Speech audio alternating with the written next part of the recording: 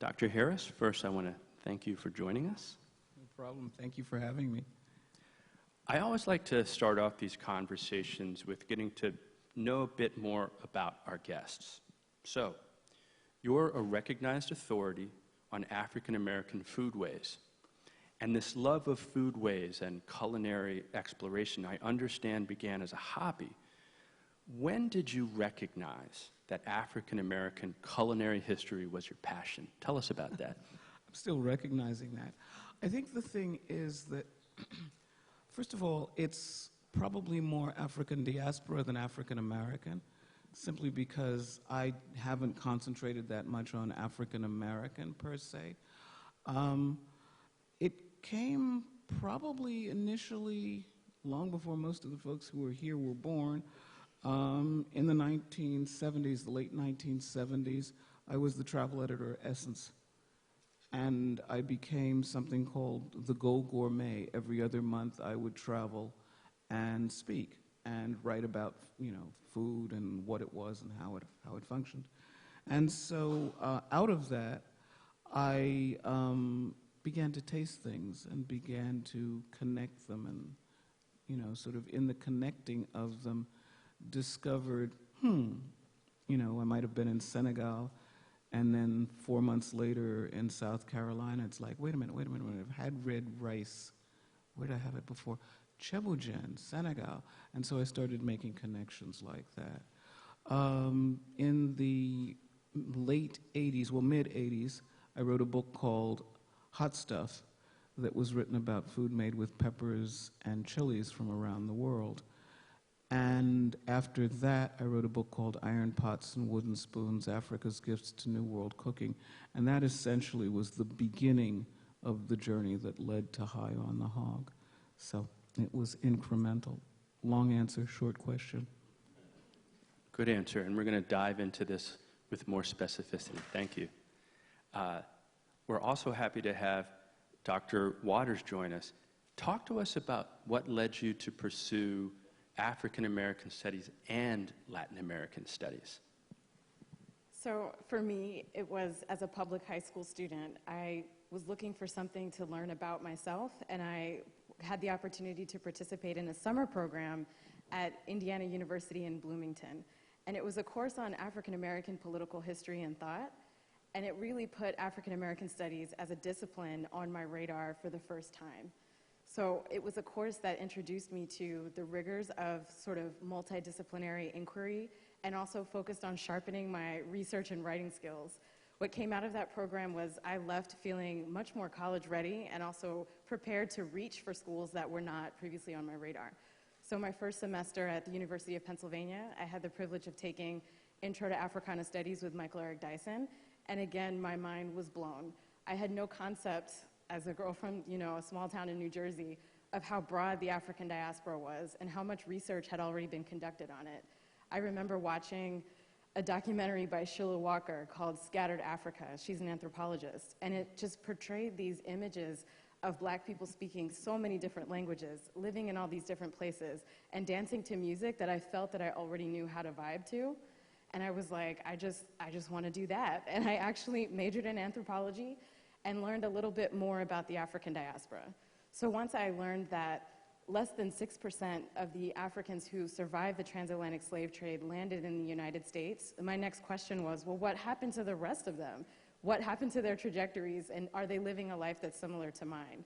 And the answer to that was that I had to look within Latin American and Caribbean history. That very next summer, I went to Colombia, and I continued to go to Colombia for many years after that. And it led me to continue to study African American studies through my doctorate. So I became the first person in my family to get a PhD because of African American studies.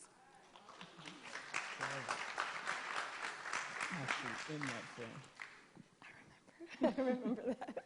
So I just want to say, I consider myself like a reader, someone who knows a lot. And when we were preparing for the panel this morning, and Brandi mentioned that the majority of Africans who came across the Atlantic in slave ships did not land in the United States, that was the first I'd ever heard that. And I have to say, as someone in my 50s, the ability to still learn a narrative that is relevant to me is thrilling. And my great hope for this course that we're going to launch and the study more generally is that kids, especially black kids, but all kids, they just get a body of knowledge that they didn't have before, and they get the sort of excitement around whatever aspect of that turns them on. It was culinary history for Dr. Harris, it was anthropology for Dr. Waters. So I think origin story, I'm always thrilled by origin stories, so thank you so much. Dr. Harris, hopefully everybody in here is familiar with Dr. Harris's wonderful book, High on the Hog, A Culinary Journey from Africa to America, and the Netflix documentary by the same name, which is, yep. High on the Hog and Summer Soul are blowing up my Facebook page, so I'm sure that you all are familiar with it. What was so beautiful about that docuseries to me was how it tied the past to the present. Why, Dr. Harris, is it important to understand how food is connected to the history of African Americans and the African continent? Wow. Well, I think, first of all, food, let's get really basic about it for a minute. If we don't eat, we die. So food is an integral part of the human condition.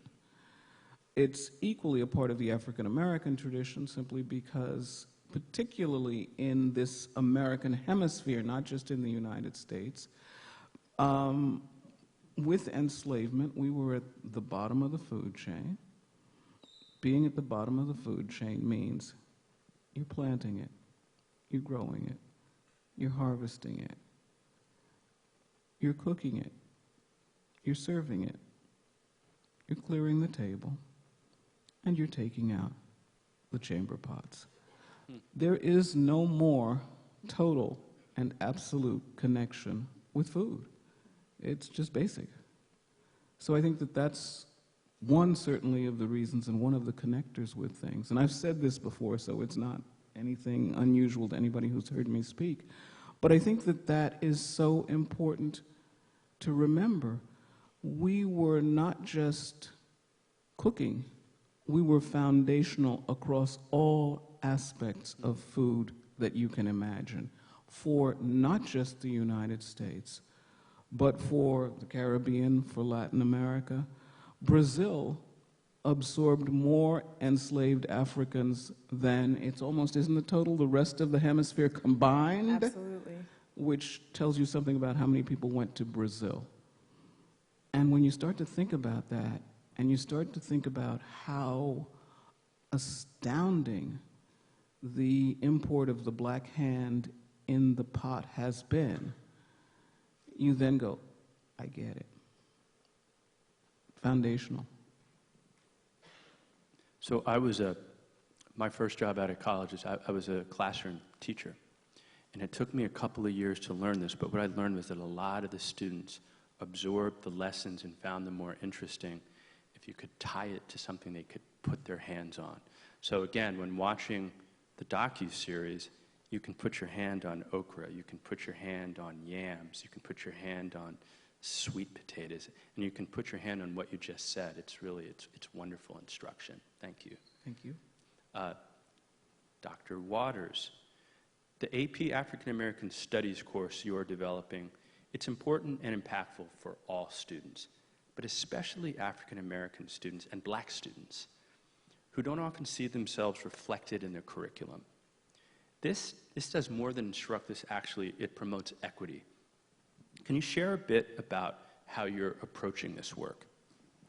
Sure. So as you mentioned, I believe that this course can benefit all students. But what happens when black students enter an African American Studies classroom is they have the opportunity to think about their history, their past, their present, and their potential in a way that's unfettered from these visions that are so fragmented of who we are and who we should be.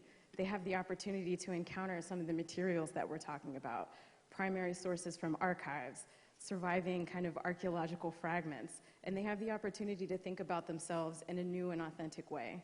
I think what also happens is they acquire a critical disposition that allows them to sort of see the process of knowledge production unfold. They get to step into this kind of intellectual genealogy that has been hard-won by Black scholars in the last few years. I obviously would not be able to take Africana Studies without people like Professor Harris. Like, it's just such a privilege to be on the couch with you. No, it's fun. I mean, and honestly, as they were saying you were an African American Studies major, it's like, wow. When I went to college, it didn't exist as a major. Yeah. You know, so it's how we come and how far we've come and how widely we've come and how far we have to go.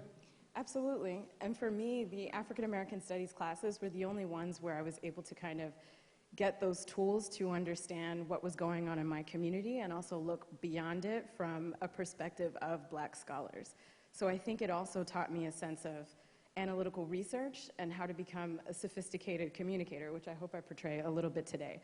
But as a high school student and early college student, that was so critical that I got to listen to Black faculty and be moved by how they communicated and talked about who we were. And I think that's something that only really happens in that space. So it does this equity work in terms of building up our sense of self and our sense of pride, but it also really helps us to develop critical skills that make you really confident when you enter college. And college is not always a space that is particularly... Late 60s, 70s, 80s, it then morphed to be other groups of immigrants and so on and so forth. But the point was the empowering part of self-vision is crucial. If you can see yourself, you can connect. If you can see yourself, you begin to understand things. So learning about the diaspora, if you are from the diaspora, makes you think, oh, wait. We're talking about rice and peas, as opposed to peas and rice. If you're talking about rice and peas, you're talking about Jamaica. If you're talking about peas and rice, you're talking about the rest of the Caribbean. And just knowing that distinction, a Jamaican student can go, wow, yeah, Granny does that. You know, if you don't call it mac and cheese and you call it macaroni pie, which is actually what it was originally called in the States. It was the British terminology. It's like, oh, wait, we eat that. So if you can see yourself, it becomes very, very important to be able to say, I can connect. I have a piece of this. I have a part of this. This reflects me. And it goes for all people. I mean, we've just been kind of watching the piece that is reflecting Europeans. But what happened with the Sikh program was, as it morphed, it became more Asian. And one of the things that was interesting to me was to be able to see that the same paradigms were in play if you could teach a book that had an Asian protagonist. It was another kind of connection, because we all look home first. So looking home before you look out, if you can come from a solid, you know, cemented foundation of home, then you're more able to look out, because you got it. You got it. And food, culinary is fascinating because it allows those connections in a very real way. At some point I realized I'm teaching writing. I was teaching basic freshman English. I wasn't teaching food history. And at one point I realized, well, everybody eats, so everybody's got an opinion. The best way for fledgling writers to write is when they at least feel sure of their material. You know you're an authority on what you like to eat. So if you can write about what you like to eat, do deep research into what you like to eat and all the rest of it, you got a first handle on it. So you're already there. You've hopped a step in terms of that. So you've got another way of approaching things. We started this by talking about being a food historian or culinary historian. Well, the interesting thing about food is it encompasses all of those other disciplines. From botany, it's plants, to animal husbandry, it's meat, to anthropology, its culture, its backgrounds, to history. So I'm paraphrasing Zora Neale Hurston when I say one of the things about being a food historian is I look at history and anthropology and botany through the spyglass of food. So we're going to dive into one of the great food debates of our people. Talk about okra for a second here. I think you come down on the love side of okra, Oh, right? absolutely. There's no question. I got it on my stationery. But here's a first disclosure that I don't think too many people know about me. I am the first American to be initiated into the oldest house of Candomblé, Afro-Bahian religion in Bahia. And one of the things that I learned from studying Yoruba religion in the New World is that some people have ewos, and ewo is something you just shouldn't eat. And an ewo as something you shouldn't eat means you shouldn't eat it. And, you know, your mouth might fill up with saliva. You might, And every time I mention okra, there are several people in the audience who just go, So I'm beginning to get a theory together that, you know, people have their woes. There are people who probably should not eat okra. There are certainly people who do not eat okra. And then there are certain people for whom, you know, slime is just fine. I love that. I mean, it's on your stationery, right? Yeah. No, I mean, I love okra. I eat it. I never had to as a child. My mother did not eat it. Did not eat it, would not eat it, could not eat it, didn't like it, didn't want to really cook it. But she cooked it because she loved my father and he ate it.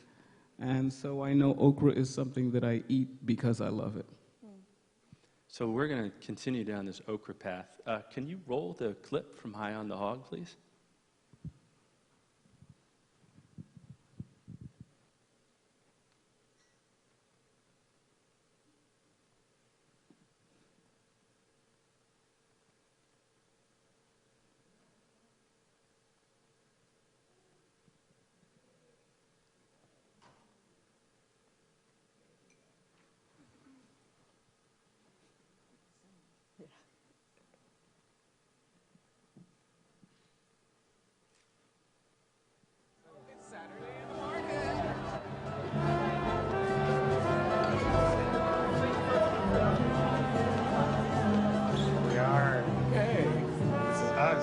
Something familiar. Yes, right? You know I have okra on my business card? I did not know that. Okay, and on my stationery. I think it was your... To the Americas, the Kingombo, Ochingombo of the Bantu countries, and when I say that, I'm talking about Congo, Angola, those areas, probably came over to the Caribbean, where it is Quimbombo. You can get a sopa de Quimbombo right now in Puerto Rico. It's called malandron for some reason in the Dominican Republic, but it's called quiabo in Brazil, which is another sort of elision of the quiambo, or that. There's a soup that's like an okra gumbo called quiambo in Curaçao. So you get all of those sonorities that come together. It probably came to the States. I always have this mental picture of a black woman. You know, you see all of these images of women cooking in the French market and stirring a pot. And, you know, August in New Orleans is not a cool month. So they're stirring a pot, and she's stirring a pot, and there's some little kid, some little white boy just jumping up and down going, "What's in the pot, Mammy? What's in the pot, Mammy? What's in the pot?" And I can just see her getting more and more annoyed and more annoyed until she finally screams out at him, "Gombo!" And that's how it got its name, according to me. So we're getting a real history lesson here today. So I want you all to think of questions you want to ask. We're going to have a Q&A at the end of this. So take notes, and we look forward to your questions. Dr. Waters, College Board aside, as a scholar of African American and Latin American history, what do you think we need to get right when we are teaching about the African American experience? What do we need to get right? I think for the majority of our students, we need to let them have a fresh encounter with what we know exists in archives, in museums, I would hope that they can get away from a fragmented sense of who they are. So a lot of the materials that they're looking for answers to, just as I was, already exist. There's so much that scholars have shown us about the breadth and the diversity of the Black community within the US, and these wonderful links that we have to the larger diaspora.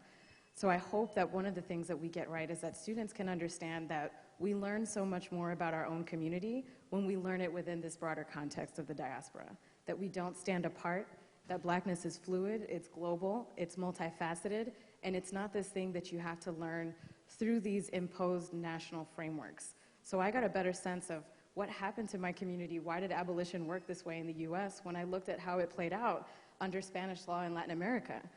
So I hope that one of the things that they get is moving beyond some of these tired notions about slavery and Jim Crow and this kind of thing that I think marked my understanding of myself when I entered college, to something that is much more dynamic and vibrant and brilliant. That we are a resilient people, that we are creative people, and that our traumas are shared, but so is our creativity, and that it's always in dialogue. So I hope that one of the things that we can get right with this course is that the students will encounter so many things that they've never even imagined. That's what continues to draw me to the field. I could ramble, but I'll stop, I promise. You're not rambling at all.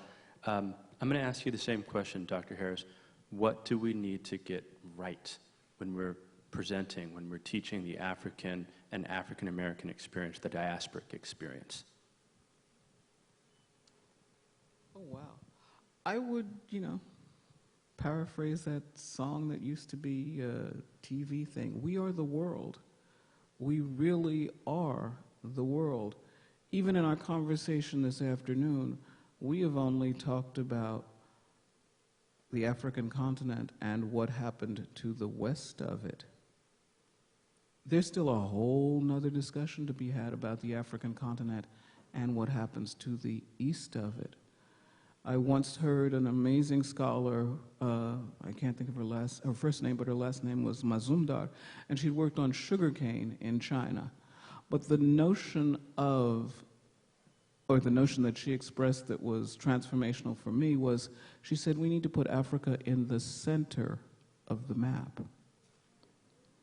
And I think if we put Africa in the center of the map and then begin to look at these eastern and western voyages and migrations and changes, then we begin to see what we talk about when we're really talking about the African diaspora. We're just talking about the diaspora in the American hemisphere, the American, if you will. And when I say America, I'm very conscious of the fact that the United States has kind of sucked all of the air out of that, but we live in the American hemisphere, misnamed for Amerigo Vespucci, so we've got a whole lot of issues right there. But the whole idea of North, South, and Central America and the diaspora. But then let's talk about those folks who are in the Persian Gulf. Let's talk about the Siddiqui in India, the Sidi in India, rather. Let's talk about all of those folks we don't even know about, and we're just beginning to research. So I think that's one of the things I'd like to think about. I love that you mentioned that, because I was just thinking about the medieval and kind of Renaissance era history of Africa looking east. And I think sometimes we have a tendency to, as you said, we start with home, we center ourselves, and then we look for Africa. But part of what we can do to kind of change the way that students think about Africa is to unshackle it from its encounter first with Europe, and to think about how these kingdoms were always looking east before they looked north and even thought west. So what does it even mean to have a swath of people from West Central to Southern Africa start to shift west towards the Americas? It's such a fundamental transformation that happens over centuries that I think we're just starting to wrap our heads around, and to make common knowledge, and to really think about that as a central part of our origin story as to why we're even here today. Thank you. Dr. Harris, there were many powerful moments in the Netflix series, from your visit with host Stephen Satterfield to the enslaved or kidnapped Africans graveyard in Benin, to your stroll in the marketplace where you discuss the familiarities between the people of Benin and Black people in the Americas. One of the most powerful moments occurred over a meal of oxtail pepper pot. Can you roll the clip, please?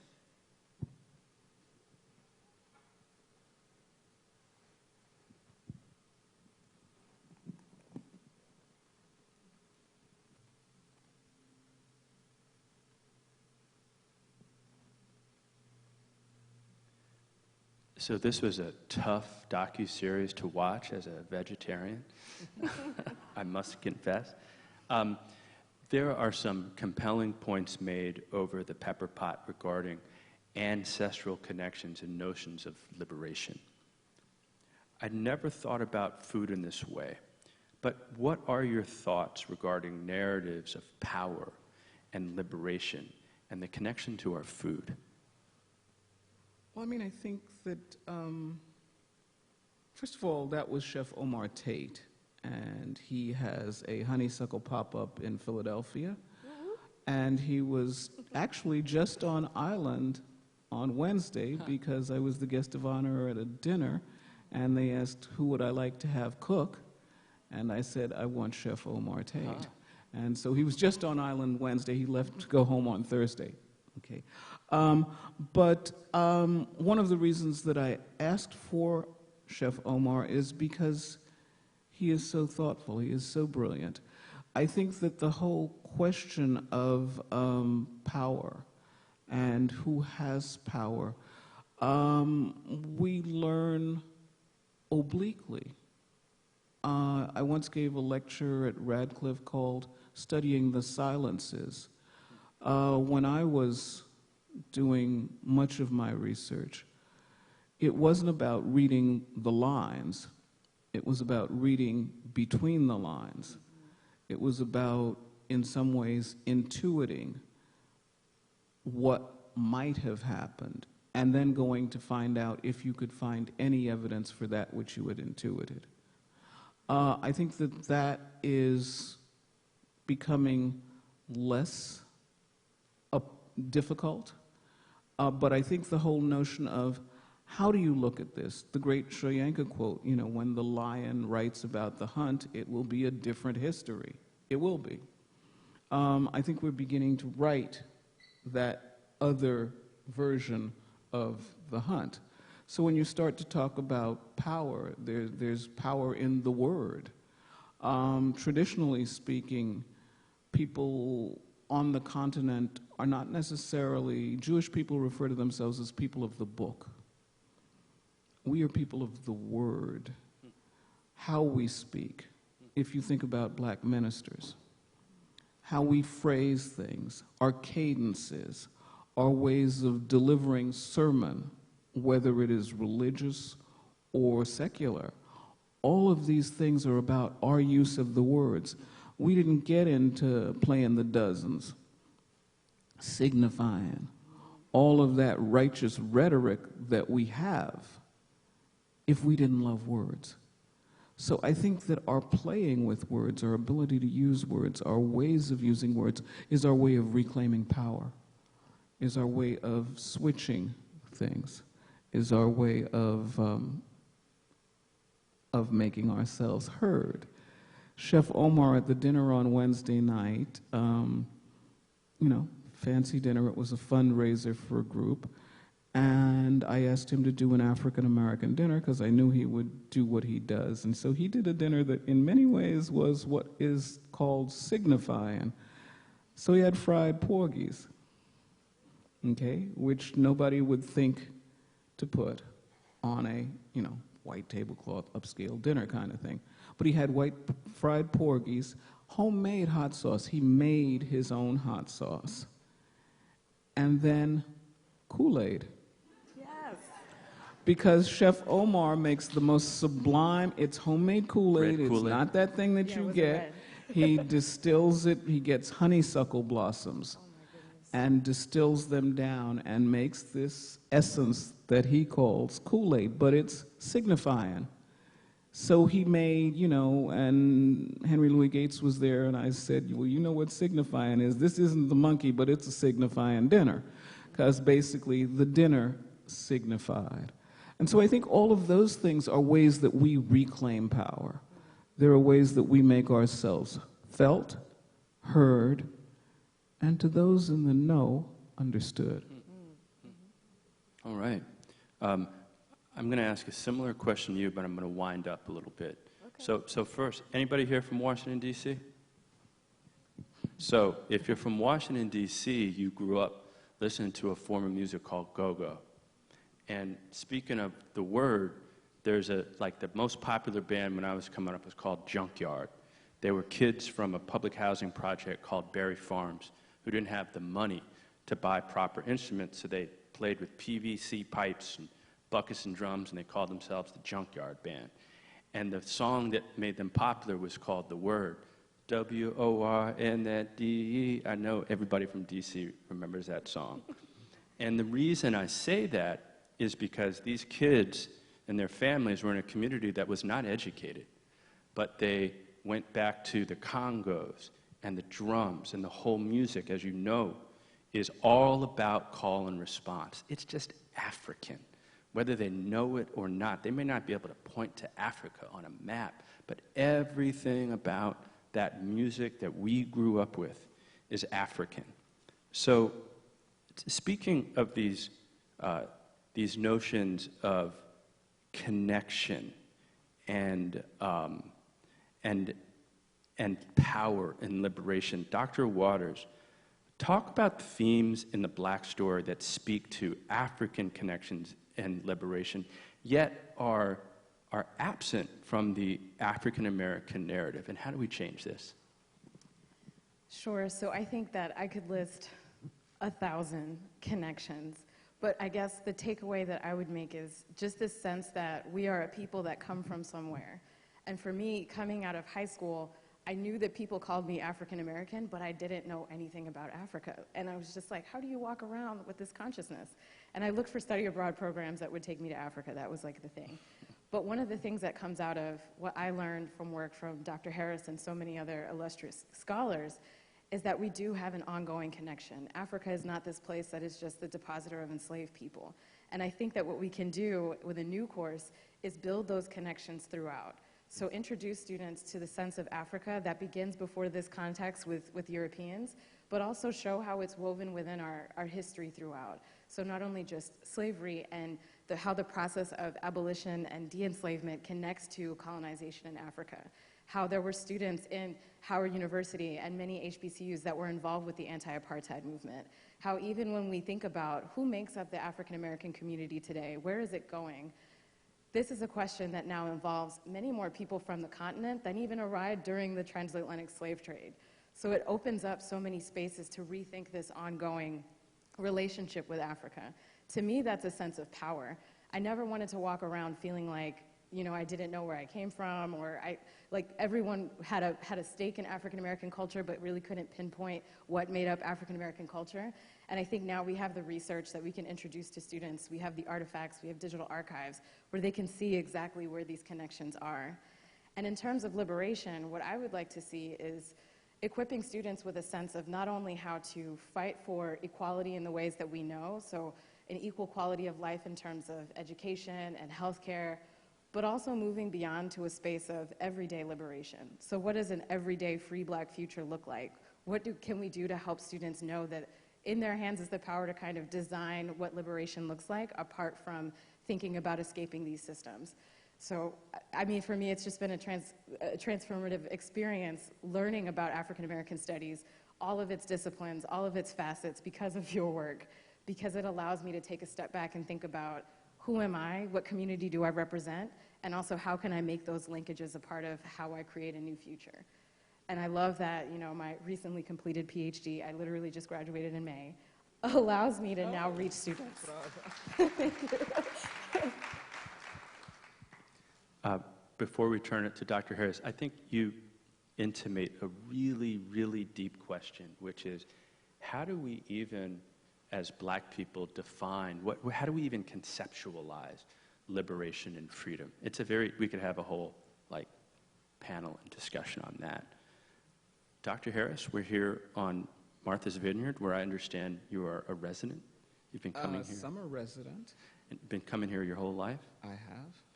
There's a rich Black history here in Martha's Vineyard. What have you discovered regarding the African American culinary history of Oak Bluffs, and even beyond culinary history? What have you discovered? What can you tell us? Oh, goodness. I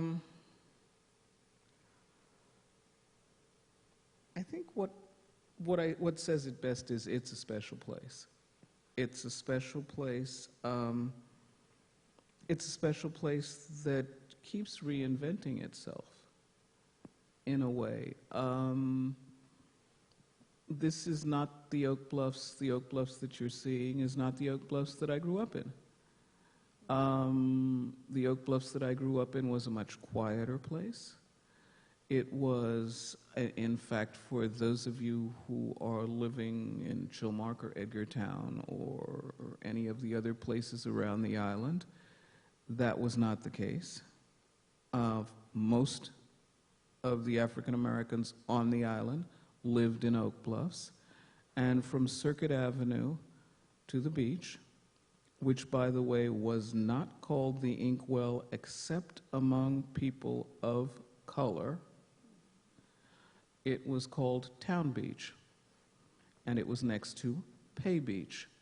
Pay Beach had, when I originally got here, still had bathhouses, and you paid $25 or something, and you could get a bathhouse and change your clothes. And so there was a big distinction between Town Beach and Pay Beach. Town Beach was open to everyone. Pay Beach, you had to pay your $25. But those are distinctions. Those are some of the differences. Now, you know, everybody's got a shirt on that says Inkwell.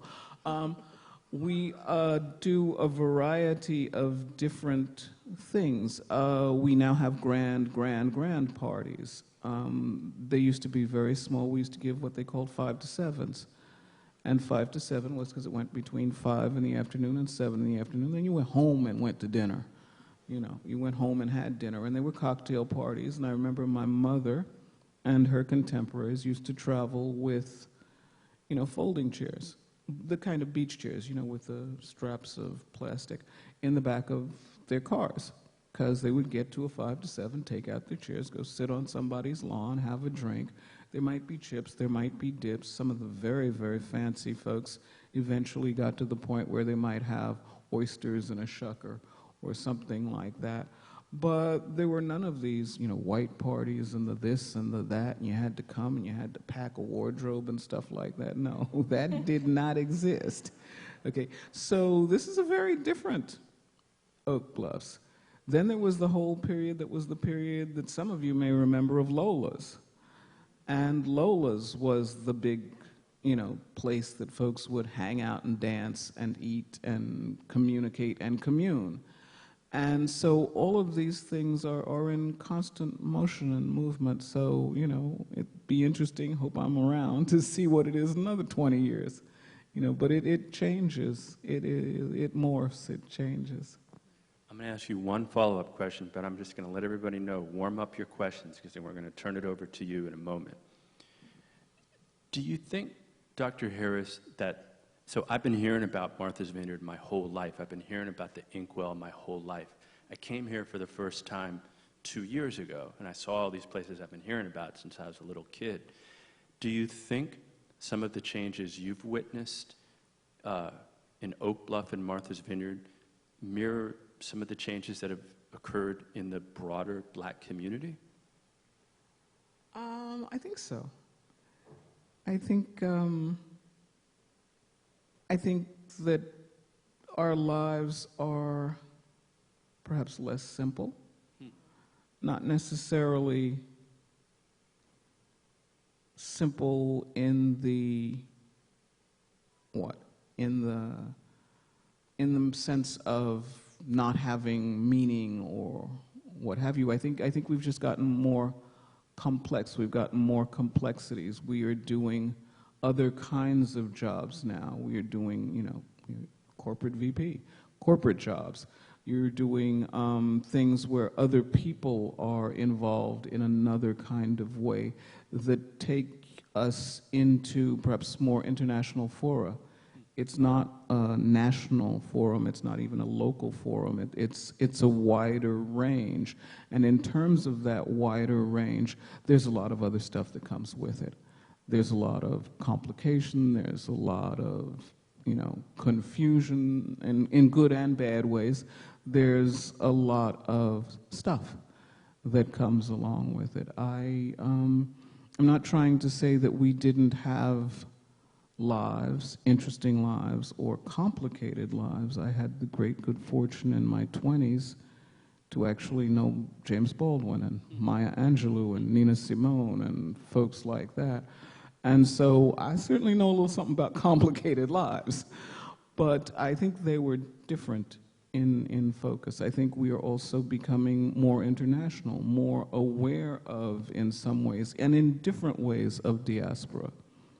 Certainly, you know, Stokely and Miriam, there were connections. You mentioned the leaders of the African independence movements who had gone to HBCUs in many cases. All of those things are connectors, but I think we are, in other ways, more likely to get on a plane and go somewhere for a week, you know, or 10 days here. I mean, I've had innumerable emails from people or connections through my website of people saying, I'm going to go to Benin. I've seen High on the Hog. I'm going to Benin. Tell me about it, kind of thing. So that we take on things in another kind of way. So I think that's part of what's going on. Thank you. So we have these two brilliant scholars, and now is your opportunity to ask them questions. I believe there's somebody who has a microphone who can hand you a microphone if you have a question. Who will be first? Okay. One question here. Hi, thank you. So this question is for Dr. Waters, right? And so you're doing all this research on African America, and for the AP class. Could you share with us one or two things that you learned about your own personal background and your personal experience that you learned through your research? So do you mean my personal background in research before joining AP? No, I mean your personal history. So I'll just share kind of my context, right? Please. So I was born in Panama. My dad's side is from Barbados. My mom's side is from Jamaica. And there's a whole bunch of stuff that kind of comes along with that I learned, right? And I'm just wondering, for you in your research, are there things that you learned about your background that you did not know? Sure. So I feel like I'm always learning things about my background every time I touch Black Studies. And I love that you shared your example. It's such a quintessential Panamanian story that has people that are coming from all over and then bring this Panamanian American identity here.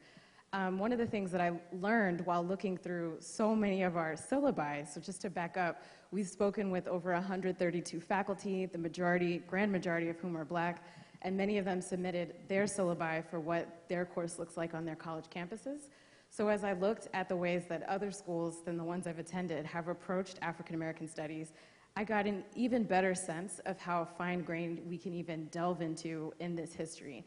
So many of the courses that I've taken have had this diaspora kind of framing, and there are survey courses that introduce students to the broad swath of like the Black life. But many of the courses that I've seen do have these really important inflection moments where students can dig into local history. So when I had the privilege of speaking with Greg Carr, who is the head of Afro-American Studies at Howard, he's also on our summer advisory board. He actually piloted a version of this course maybe 15 years ago in the Philadelphia Freedom Schools. So I am from outside of New Jersey, but as you know, New Jersey, Philadelphia, Delaware, they're also interconnected. And one of the things that we talked about was how he brought students to the Library Company of Philadelphia, which is one of America's oldest kind of museums, actually, that was started, I think, by Benjamin Franklin. And one of the things that we talked about was a trial record by someone who actually had my family's last name in Gloucester County, where they are from, where they're still located. So I think I'll have to do some finagling vis-a-vis like Skip Gates to try to see if I have that direct connection. But what it showed me was this group of people who have come from Maryland and spread into what we now call the Philadelphia area have actually been here a lot longer than I even think. So they've been there since the 18th century, and they were involved in these narratives that you can still find. This particular case involved this guy named Abraham Waters, and he was being tried in the Gloucester County Courthouse for a particular crime that I don't think we would probably call a crime. And one of the salient points that I remember from that document that I spoke with Professor Carr was how he mentioned, please give my hat to it was a white hat, please give my white hat to my wife so she has something to remember me by. And these are just the moments that when I was a high school student, I had no idea that this stuff existed 10 miles away from my house. It's something that I was only able to encounter because of the privilege of education, because of standing on the work of people like Dr. Harris, and because of the time and space that Africana Studies as a discipline gives us to actually peer into the archives and look for our histories. So long story short, I got to dig into some local history from the county where my family comes from and potentially identify one of my ancestors. Wow, we didn't plant that question. All right, next up. That's fascinating. For Dr. Waters. My question is informed by my love for revisionist history, because I do value her story as well as his story. So my question is, will the intellectual voices of women be adequately represented in the AP African American Studies course? Absolutely. I mean, there's no way to do this without Black women. So, of Exactly. course, hashtag cite Black women. We are all here today. Like, there's no way to get around the contributions that Black women have made in all fields of African American studies, but also in terms of Black women's intellectual thought. So that's definitely a core element that we are really pleased to introduce to students in this course. Right.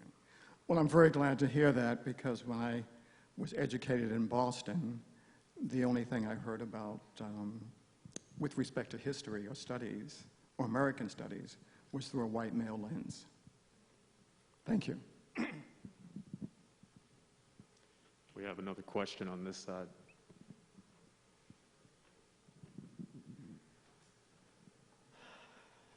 I have many questions, but I'm going to stick with one. I already spoke to Dr. Harris. I interviewed with her. She's a phenomenal lady. But Dr. Waters, here's my question for you. My name is Andrea Lawful Sanders, by the way. You hear the accent. I'm from Jamaica, full-blooded Jamaican. And so we know our history very well, and I taught it to my children.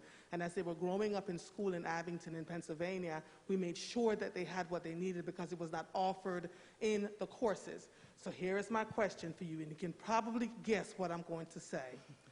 African American history right now in 2021 is still considered something that is an elective course. And in fact, many school boards and high schools are saying things like, well, you know, we don't really need it. Well, it's not a part of, well. So how are you going to be sure or to make certain that the AP courses, which African American children are not often encouraged to take, become A, a part of every high school, whether they want it or not, and B, that the children, not just African American students, will be able to avail of it. I know it's a lot, but I'm an educator as well as a media person, and this has been stuck in my craw my entire 50-something years of living, because growing up in Jamaica, we were taught our history, we are steeped in it, and you are lost when you don't have it. Thank you. Thank you so much for that question. You are absolutely right. And I would say not only are we lost when we don't have it, but actually all students are lost when they don't have it. So Latin American students are lost when they don't know how many people in the early period came from the transatlantic slave trade and were involved in literally populating the Americas. And even students from the Caribbean are lost when they don't know that these connections with the kind of land space that we call the United States have also been there from the beginning, that people came from Barbados to test chattel slavery in South Carolina. So I would say we're all lost without this history. And fortunately, one of the things that really excited me about joining College Board right after completing my dissertation was that I know that College Board has the storied history and the footprint to get into many different educational spaces. Fortunately, we have the resources where we can bring in high school teachers from many different districts and sort of say, what are the challenges that you're facing? How do we tailor this in a way that's accessible to your students? What other partnerships do we need to make sure that this is available? And I believe that this is actually the best outlet to make sure that this isn't just a course that's taught by some schools in Philly or just a course that's taught in some schools in Baltimore.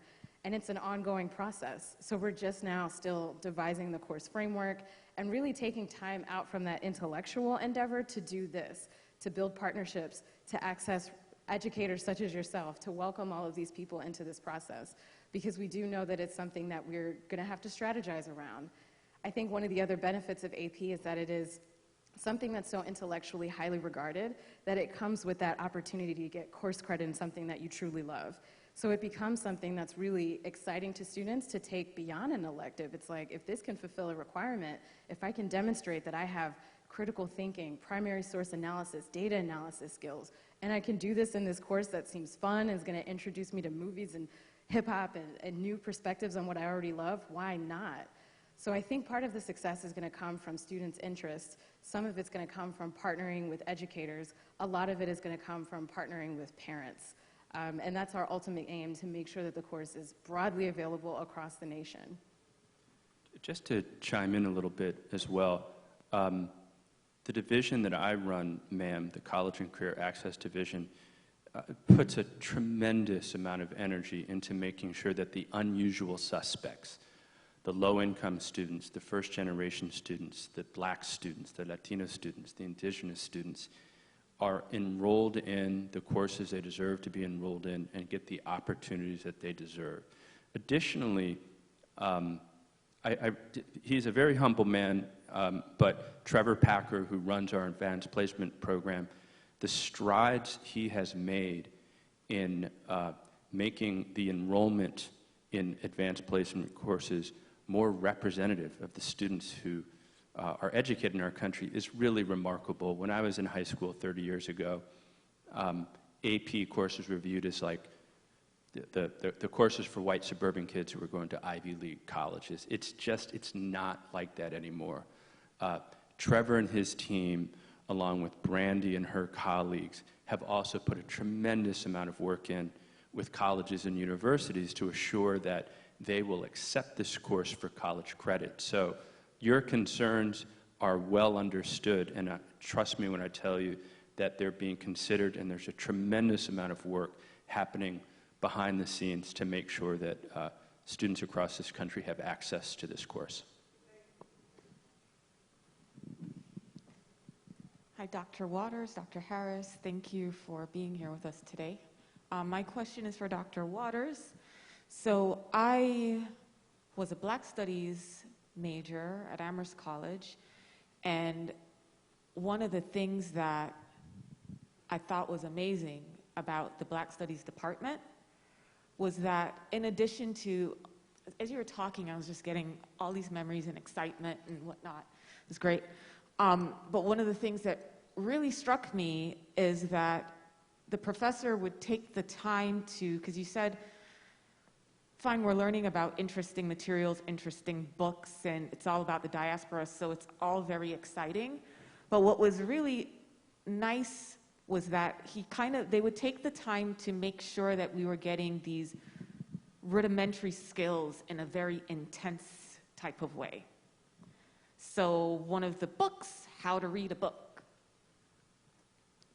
At glance, it'd be like, but to this day, I pick up a book and I'm doing the glance at the book, turn it over, look at the table of contents. I'm doing these steps. And it's so hugely important. And so you reference the whole, now you have a level of confidence when you leave that class because you have the tools and the skills. So I'm wondering if your AP class is going to weave in these types of skills in a way so that when they, after the class, maybe they'll forget about it, but it's kind of ingrained, right? And they're still in those formative years, so they can kind of like use it through life. Yes, you 100% hit the nail on the head. I think one of the things that I loved about taking African American Studies was the sense of care that happens around students. It tends to be a space where we take care of students, where we accept them as they are, and we're like, we're gonna learn how to read, and we're gonna learn how to write, and we're gonna learn how to speak clearly and efficiently. So I imagine that this course, in carrying not only the ethos of the field, but also just the sense of skills-based kind of learning that we get in all of the AP courses, will do that same work. So again, if the invitation is for that kid that's like, I'm not taking AP Chem, I don't know anything about world history, they might take this course and they're gonna learn those skills. We're gonna walk them through a series of kind of concentrated cultural artifacts where there really is time in the framework to say, let's look and do a deep dive into how to understand a work of art. How do we talk about form and style and the artistic tradition and weave it in with what we know is happening historically? So yeah, they'll walk away with a lot of those foundational skills. That's kind of the core of how we're building the framework. Do you think that any kind of teacher can do that? Can you just give them a curriculum and they'll rise to the occasion, or are you going to require a certain type of teacher? So I think one of the best things about teachers is that they also love to learn. So one of the beautiful things that's happened with me in this process of developing it is that teachers are coming with really great ideas about the training required to teach this course.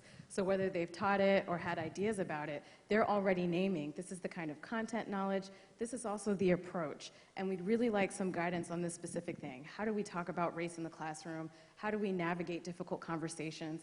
How do we hold the students' hands when they're opening their eyes to a lot of challenging material? So 100%, every teacher is open to learn how to teach this course well. And fortunately, as I mentioned, College Board has the resources to do that through our summer institutes.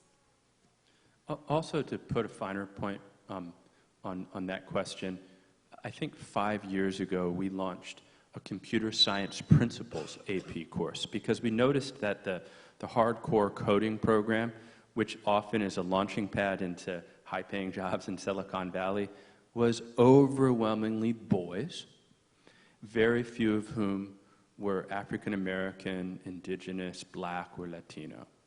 So we launched an AP computer science principles course as a sort of a prequel, and we're very intentional about enrolling girls and black students and Latino students and indigenous students. Not only have we seen orders of magnitude more of those unusual suspects in this course, but we see orders of magnitude more in the harder core coding class, in other STEM classes, declaring STEM majors in college.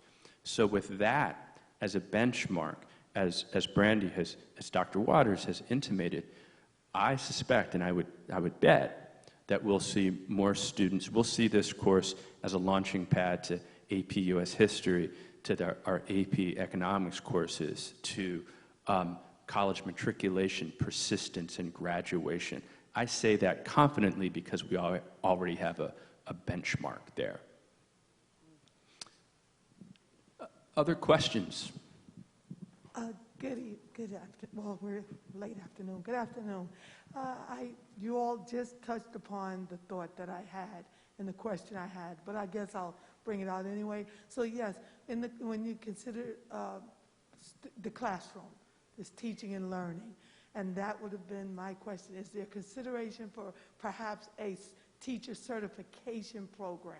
Because as you all know, and many of us probably already know this, that on all levels in the classrooms, there's usually a shortage of teachers of color, and then also parents and families having a concern with how someone handles the content, the curriculum, the materials. So with that being said, as you go forth and embark on this mission, this ministry, I would say, would you consider that portion of maybe, or it might already exist, a teacher certification? Because when you are certified, that teacher or that educator is going in to be a specialist in that field. So is that something being considered? That's such a great idea. I think we're looking into partnerships and really trying to see what organizations and museums, for example, that offer the kind of training that we can provide to teachers, whether we call it a formal certification or not. We know that teachers do best when they're confident, when they also feel that they are excited about the material. So we wouldn't want anyone to go into this course feeling unprepared. But yeah, that's a fantastic idea. That's definitely something that we've heard that we can consider. And I think even without a formal certification, we want to make sure we build an ecosystem of support. Another idea that we've heard from our focus groups is creating these faculty mentorships so that whenever teachers have a question, how do I present this unit? What kinds of considerations should I think about? There's a black faculty mentor that they can connect with and maybe even bring in through Zoom in the classroom so that students are getting that dynamic experience and that also teachers are learning alongside students. Hello. This is a phenomenal panel. Thank you so much, Dr. Waters and Dr. Harris. Dr. Harris, this question is for you. I actually have a lot of questions, but the Netflix series was just mind-blowing. I'm just kind of wondering, in your thinking, what are some of the things that we need to do to really begin to broaden the story on the basic level of the everyday person in terms of knowing about the role of women, the role of blacks in the food and cooking, and so much of what we see in terms of when we talk about chefs are white men. So what do you think is the next step to really telling more of the story? And what are your thoughts around food insecurity and what needs to happen? 2 parts, and 2 very disparate parts, I might add. In terms of the Netflix, I think one of the things that has been surprising to the world is the degree to which, or the degree of which, it was accepted and lauded and taken in and applauded by people. I think, we live in a capitalist society. People are listening, are open, are thinking about things in ways that they were not thinking about when they realized, oh my God, there was actually a hunger for this, and we hadn't known about it. It's one of the few shows that has an all-black creative team. So that makes a difference when you let people tell their own story. Okay, so that's one, I hope, an answer to that. 2 would be food insecurity. Where to start? Absolutely where to start. I don't have any solutions, because if I did, I would be empress of the world. But I really think that it is something that we spend too little time on. A lot of things are running concurrently on the island. That's one of the things that the Vineyard was not, that the Vineyard is now. Last Saturday, Mark Bittman, who was written 30 cookbooks and was a New York Times food columnist for eons, spoke at the Martha's Vineyard Book Fair. And one of the things that he was speaking about, well, he was here to present his new book, the title of which escapes me, so I won't mangle it. But he was arguing for centering food in our consciousness. We don't think about food. Food is invariably an afterthought. I would opine, this is Jessica at her worst, that it was probably an afterthought in your planning of your studies until High on the Hog came out. Because we don't think about food. And yet food is probably one of the biggest drivers of climate change, of all sorts of biological things that we are not thinking about, the way that we raise the animals that we eat, the way that we raise the plants that we eat, the vitamins and the antibiotics that are given to the meat, then produce the meat that then produces the obesity, that then produces the disease, that then produces the susceptibility to everything, including COVID. It all goes back in some ways to what we ingest, food. So we need to perhaps think more seriously about food. And in thinking more seriously about food, we will then also begin perhaps to think more seriously about food insecurity. If we think, and I am now really paraphrasing Mark Bittman, not being terribly original about this, but if we could spend the money that we spend on subsidizing the farmers, raising that antibiotic-filled meat and the GMO finagled with food, if we could spend that money on creating healthy food, we probably wouldn't have food insecurity.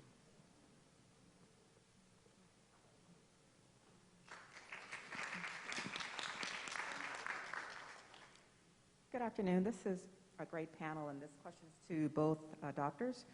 I also belong to a community organization, the Links, and we travel pretty much a couple of times a year to Mombasa, Kenya, where we subsidize and we help support a school there in the mountains. So what are your thoughts on possibly starting younger in the elementary school? Because we go in once a month to different schools in our community, and we introduce different STEM programs to the students there, trying to get them engaged at an earlier age so that they're more college bound. And we've had several students that have gone on to universities, so we're really proud of that. So again, I think having the community and having parents engaged in this will help lend a helping hand to your programs starting at a younger age. So what do you think we can do as a community to try to encourage and engage and introduce these programs to our community and interchanging our students with the students that are in Africa? That would be you. Oh, I thought it was pitched about, so out of respect, would you like to respond? No. I am not really involved with your program, so that would be to Sure. you. I think it's a bigger question than even the AP program. I think the best part of what you're saying is sort of what can we do as a community, which is really where it starts. So what can parents, aunts, uncles, cousins do to like model